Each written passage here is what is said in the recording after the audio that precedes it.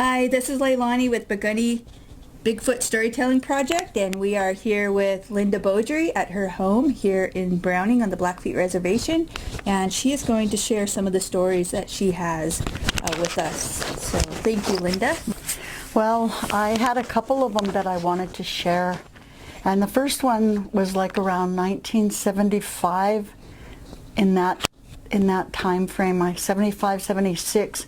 But I used to go with a couple friends of mine, Sissy and Rhonda, and we'd always go to follow the boys around to their rodeos, and our cousins, our brothers. And this particular time we were going up to Upham to a rodeo. And we went on 89. Of course, we loaded up our beer and we headed out on 89. And we got up by Kiowa camp and we hit some black ice. And because we were spinning, I remember, and we went into this ditch. And when we went in this ditch, the front end of the car was just down in the ditch. It's like you need to get pulled out by a wrecker or somebody with a tow chain. And so we just sat in there. We didn't know what to do. And the road, of course, it was winter time, nobody around. And so I remember, we were sitting in there, didn't know what to do, and we didn't want to get out of the car and start walking back because it was up by Kiowa.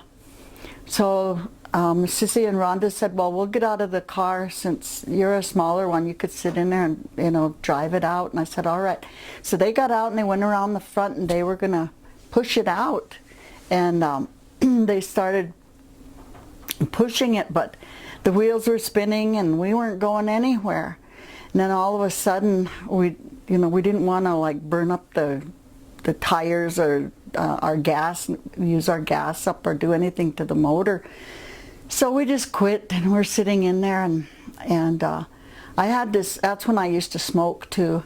And I got out and I had a cigarette and I got out and I lit that cigarette and I lifted it up and I said, "Imuitapi spumuket," and I was talking to Bigfoot to help us. And I kind of flicked that cigarette away, like to offer it up, and I flicked it out and was sitting there.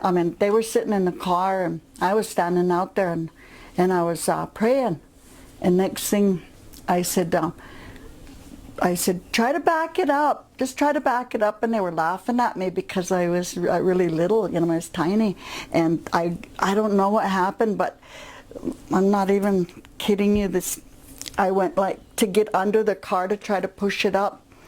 And it just like that car just lifted out and back. Something lifted that car out and back. Nothing around me.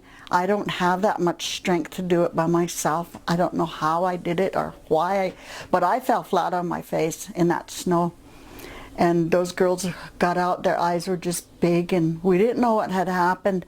But I'll tell you something, that incident there, they were saying, oh, you know what, that must have been that Bigfoot, who you're calling that Bigfoot spirit, and it got you out of this, it got us out of this mess. And I said, yeah, honest to goodness, on the way back to Browning, because we didn't go to Upham, we throwed all our beer away, and we came back to Browning, and we went to Cupbank, and we went to a movie.